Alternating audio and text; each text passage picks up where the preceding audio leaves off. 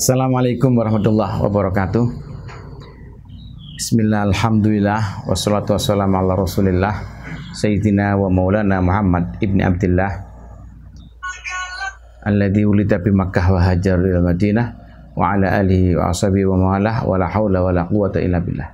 Asyhadu an la ilaha illallah wahdahu la syarikalah wa asyhadu anna sayyidina wa maulana Muhammadan abduhu wa rasuluh fa innaka mansur. Qala rabbi shrah li sadri wa yassir li amri wa hlul 'uqdatam min lisani yafqahu qawli. Rabbana iftah bainana wa baina qaumina bil haqqi wa anta khairul fatihin. Para pemirsa, kaum muslimin muslimat, mukminin mukminat, nahdiyin nahdiyat, wabil khusus anak-anak saya, para santri Pondok Pesantren Darul Ukhuwah dan mahasiswa-mahasiswi Universitas Nahdlatul Ulama Indonesia, Jakarta, dimanapun Anda berada. Marilah kita mulai dengan memohon kepada Allah, mudah-mudahan meskipun dalam keadaan pandemi global, meskipun dalam keadaan wabah dan musibah masih mewarnai bangsa dan negara kita dan dunia, mudah-mudahan dengan berkah Ramadan, dengan berkah kita ngaji kitab, dengan berkah Rasulullah, mudah-mudahan segera dihilangkan segala mara bahaya, musibah dan bala ini. Marilah kita membaca doa yang sudah diajarkan dan diijazahkan oleh para masyayikh Nahdlatul Ulama kepada kita. Yang pertama dari Hadul Syekh Ki Hasyim Asy'ari li khamsatun, dan yang kedua kita membaca salawat tibil qulub. Bismillahirrahmanirrahim. Li khamsatun udfi biha harral waba'il hatimah al mustafa wal murtada wa ibna umma wal fatimah. Li khamsatun udfi biha harral waba'il hatimah al mustafa wal murtada wa ibna umma wal fatimah. Li khamsatun udfi biha harral waba'il hatimah al mustafa wal murtada wa ibna umma wal fatimah. Kita lanjutkan dengan membaca salawat tibil qulub 3 kali. Allahumma sholli wa sallim ala sayyidina Muhammadin tibil qulubi wa dawaiha wa afiyatil abdani wa shifaiha wa nuril absari wa diyaiha wa qutil arwahi wa ghidaiha wa ala alihi wa sahbihi wa sallim. Allahumma sholli ala sayyidina Muhammadin tibbil qulubi wa dawaiha wa afiyatil abdani wa shifaiha wa nuril absari wa diyaiha wa qutil arwahi wa ghidaiha wa ala alihi wa sahbihi wa sallim. Allahumma sholli ala sayyidina Muhammadin tibbil qulubi wa dawaiha wa afiyatil abdani wa shifaiha wa nuril absari wa diyaiha wa qutil arwahi wa ghidaiha wa ala alihi wa sahbihi wa sallim.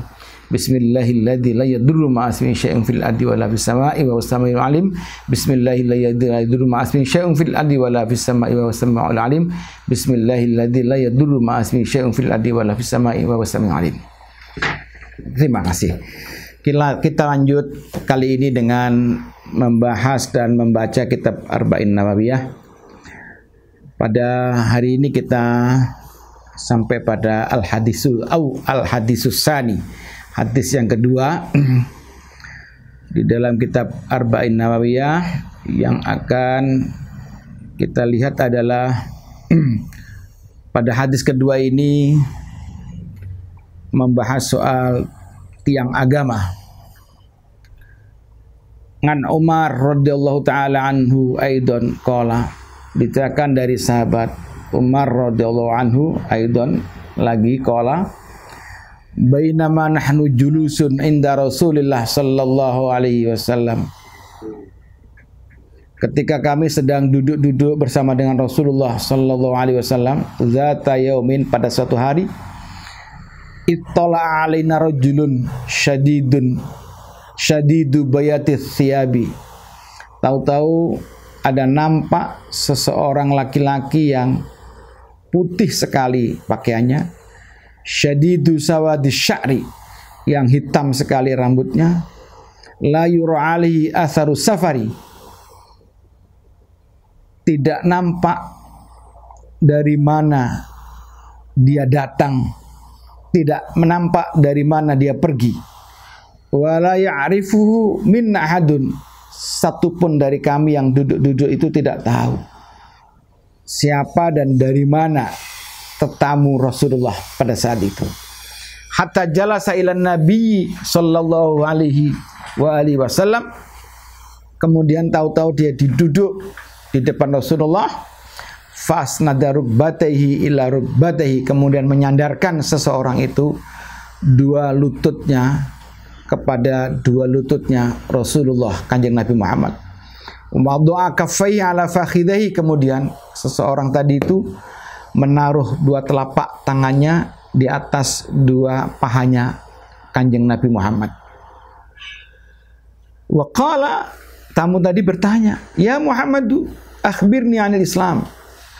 Wahai Muhammad, ajarkan kepadaku apa itu Islam. Faqala Rasulullah sallallahu alaihi wasallam, "Al-Islamu an tashhada anna alla ilaha illallah wa anna Muhammadar Rasulullah." Islam itu adalah engkau berkeyakinan, engkau bersaksi tidak ada Tuhan selain Allah dan Muhammad adalah Rasulullah. Wa tuqimas shalah wa tu'tiyaz zakah, engkau menjalankan salat, menegakkan salat dan engkau memberikan zakat. Wa tasuma Ramadan wa tahujjal baita in istata'ta ilaihi sabila, engkau menjalankan puasa Ramadan dan engkau pergi ke Baitullah untuk haji apabila mampu. Qala sadaqta, orang laki-laki tadi itu yang bertanya menimpali jawaban Nabi dengan sadaqta, engkau benar. Fa'ajibna lahu yas'aluhu wa yusaddiquhu, kami heran, sahabat-sahabat yang sedang duduk dengan Rasulullah tadi itu heran. Dia itu bertanya tapi dia membenarkan. Jadi lazimnya orang bertanya itu kan tidak tahu. Begitu dijawab, menjawab, oh begitu. Ini enggak. Begitu pertanyaan dijawab oleh Rasulullah, justru orang tadi itu membenarkan pertanyaan, membenarkan jawabannya Rasulullah. Fakhbirni 'anil iman. Kemudian orang laki-laki tadi bertanya, ceritakan kepadaku bagaimana itu iman. Qala antu'mina billahi wa malaikatihi wa kutubi wa rusulihi wal yaumil akhir, engkau mempercayai, beriman kepada Allah, malaikatnya, kitab-kitabnya, rasulnya dan yaumil akhir. Wa tu'mina bil qadari khairi wa syarri, engkau harus beriman dengan qada qadarnya Allah yang baik dan yang jelek. Qala sadaqta, engkau benar. Qala fa akhbirni 'anil ihsan, kalau begitu sekarang apa itu ihsan? Qala anta abudallah ka'annaka tarahu fa illam takun tarahu fa innahu yaraka. Kata Nabi jawabannya, engkau hendaknya menyembah kepada Allah seakan-akan engkau melihat kepadanya. Apabila engkau tidak bisa melihat kepadanya, maka sesungguhnya Allah melihat engkau. Yang terakhir, orang tadi ditanya, fa akhbirni 'anis saah, ceritakan kepadaku kapan hari kiamat. Jawabannya Nabi, qala mal mas'ulu anha bi'alama minas sa'il, orang yang ditanya tidak lebih tahu daripada orang yang bertanya. Qala fa akhbirni an amaratiha, coba apa tanda-tandanya? Qala, Nabi menjawab, antalidal amatu rabbata, apabila ada seorang tuan sudah melahirkan kepada hambanya, wa antara khuffatal auratal alata ri'asyai yatatawaluna fil bunyan, engkau melihat ada orang yang telanjang, tidak pakai sandal, dia tidak pakai badan, pengembala kambing, tetapi tinggi-tinggian dalam bangunan. Sumantolako, kemudian orang laki-laki tadi pergi, falabithu malian, kami sejenak terbengong. Sumakala, Nabi bertanya, ya Umar, wahai sahabat Umar, atadri man Israil, kamu tahu nggak siapa tadi itu? Qultu Allah wa rasuluh, Allah dan Rasulnya yang tahu. Qala fainau Jibril atakum yu'allimukum dinakum, itu tadi adalah malaikat Jibril datang kepadamu untuk mengajari kamu soal agamamu. Rawahu Muslim, hadis ini sahih diriwayatkan oleh Imam Muslim. Hadza hadisun azimun, hadis ini adalah sangat besar. Qad istamala ala jami'i wadhaifil a'mali zahirah wal batinah. Hadis ini meliputi bagaimana gerakan, kerjaan, kewajiban, ibadah-ibadah zahir kita dan ibadah-ibadah yang batin kita. Wa ulumus syariah kulluha raji'atun ilaihi, dan ilmu syariah semua akan kembali kepada hadis ini. Kenapa? Lima tadammanahu min jam'ihi ilmu sunnah, karena ini sudah memuat bagaimana ilmu sunnah, ilmu hadisnya Nabi, ilmu yang diajarkan oleh Rasulullah. Fa huwa kal li sunnah. Hadis ini seperti ibu bagi pelajaran hadis Nabi. Kama sumiyat al-Fatihatu Ummul Quran lima tadammanatu min jam'iha ma'anil Quran. Seperti Al-Fatihah itu dinamakan dengan Ummul Quran, ibunya Quran. Kenapa? Karena di dalam Al-Fatihah itu ada mengumpulkan ma'anil Quran, terkumpul makna-makna Al-Quran yang besar. Wa fihi dalilun ala tahsini siyab wal hay'ah wan nadhafah inda dukhul ala ulama wal fudala wal muluk. Hadis ini juga mengajarkan kepada kita untuk memakai pakaian yang bagus, yang rapi, dan tingkah kita bagaimana, serta kita dianjurkan untuk bersih-bersih inda dukhuli ala ulama, ketika kita akan menghadap para ulama wal fudala wal muluk. Fa inna Jibril ata mualliman linnasi bihalihi wa maqalihi, karena malaikat Jibril itu datang kepada Nabi Muhammad mualliman linnas, sesungguhnya mengajarkan kepada manusia semuanya bihalihi wa maqalihi, dengan sikapnya malaikat Jibril dan perkataan malaikat Jibril. Termasuk bahwa tadi dikatakan malaikat Jibril memakai pakaian yang sangat putih, maka sesungguhnya mengandung makna hadis ini bahwa warna yang paling dicintai oleh Allah adalah warna putih.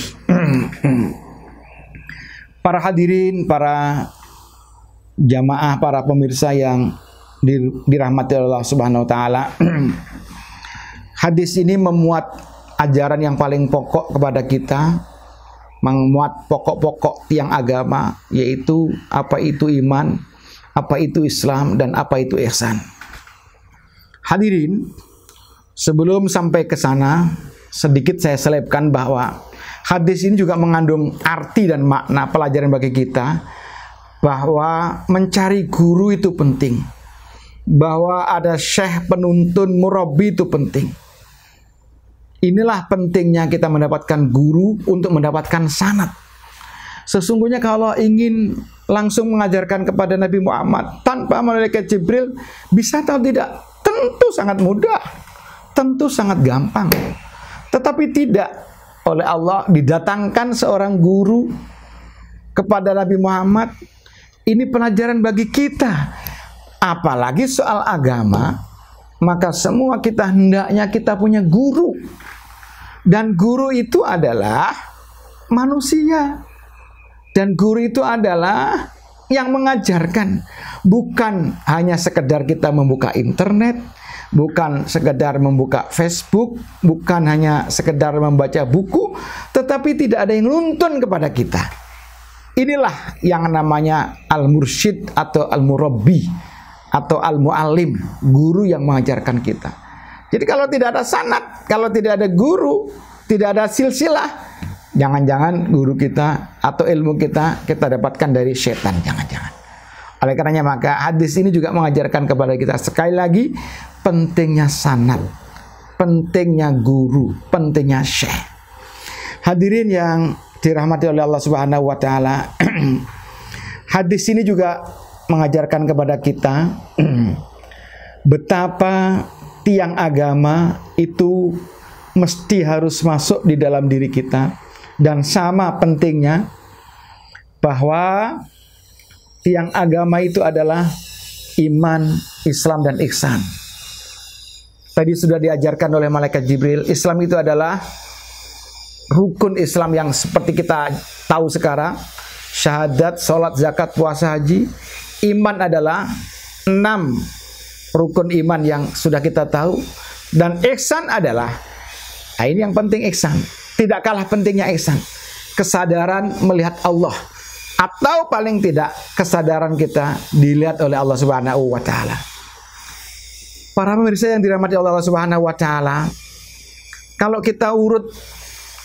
kita runtut ke bawah, maka Islam, iman, dan ihsan di dalam agama kita menjadi doktrin. Kajian ke bawahnya menjadi Islam menjadi syariat, iman menjadi akidah, ihsan menjadi praktek-praktek sufi. Kajian ilmunya, Islam menjadi fikih, iman menjadi usuluddin, ihsan menjadi ilmu tasawuf. Variannya menjadi Islam diturunkan menjadi madhab, iman menjadi firqah, ihsan menjadi thariqah. Tapi sayang sampai sekarang yang banyak kita geluti adalah iman dan Islam, ihsannya yang barangkali kurang seimbang. Buku-buku yang kita pelajari juga banyak buku-buku soal madhab, soal fikrah, soal firqah, soal syariah, soal akidah. Tetapi praktek thariqah, praktek tasawuf, tazkiyatun nafas, zuhud, tawakal, yang ini adalah derivasi dari ihsan, barangkali ini yang kurang kita praktekkan. Kadang-kadang ada bahkan di antara kita, sudahlah kita nanti zuhudnya kalau sudah tua, kita mengamalkan tasawuf kalau sudah tua, kita mengamalkan thariqah kalau sudah tua. Mohon maaf, umur tidak ada yang tahu di antara kita. Oleh karenanya maka mari kita seimbangkan, karena malaikat Jibril mengajarkan kepada Nabi Muhammad untuk kita semuanya seimbang, sama beratnya, sama unggulnya, sama mulianya. Antara apa? Antara Islam, iman, dan ihsan. Dan ini saya boleh katakan itu adalah tiang agama, adalah 3 tiang agama yang saya kira keseimbangannya harus sama. Yang kedua, atau selanjutnya, apa angel yang bisa kita ambil? Bapak Ibu, para pemirsa yang dirahmati Allah Subhanahu wa taala. Dalam hadis tadi itu kita tahu bahwa ternyata malaikat Jibril fasnada rukbatahi ila rukbatahi, ketika mengajarkan ilmu disandarkan 2 lututnya malaikat Jibril di depan 2 lututnya Rasulullah. Ini mengajarkan apa? Ini artinya apa? Bahwa mengajarkan itu adalah dari hati ke hati. Mengajarkan itu bukan dari mulut ke mulut seperti ini sesungguhnya itu. Tetapi untuk mendapatkan ilmu yang bermanfaat dan terhayati serta diamalkan adalah yang dari hati ke hati. Tidak usah teriak-teriak, tidak usah ngotot, tidak usah marah-marah. Tetapi ilmu yang melekat itu adalah ilmu yang diajarkan dengan kedekatan hati kita. Makanya tidak usah teriak-teriak, tidak usah marah-marah. Ilmu yang bermanfaat adalah ilmu yang diajarkan dan kemudian kita bisa amalkan demi menggapai ridha Allah Subhanahu wa taala. Mudah-mudahan kita akan dibukakan oleh Allah Subhanahu wa taala untuk bisa menjalankan 3 tiang agama tadi itu, iman, Islam, dan ihsan, dan seimbang antara keimanan, keislaman, dan keihsanan kita, antara fikih, syariat, dan tauhid, serta tasawuf, paralel seimbang kita jalankan sampai akhir hayat kita. Mudah-mudahan kita menjadi orang yang husnul khotimah, dan mudah-mudahan kita dikelompokkan dengan orang-orang solehin, solehah, muslihin, muslihah. Hadanallahu wa iyyakum ajmain. Wallahul muwaffiq ila aqwamit thoriq. Wassalamualaikum warahmatullahi wabarakatuh.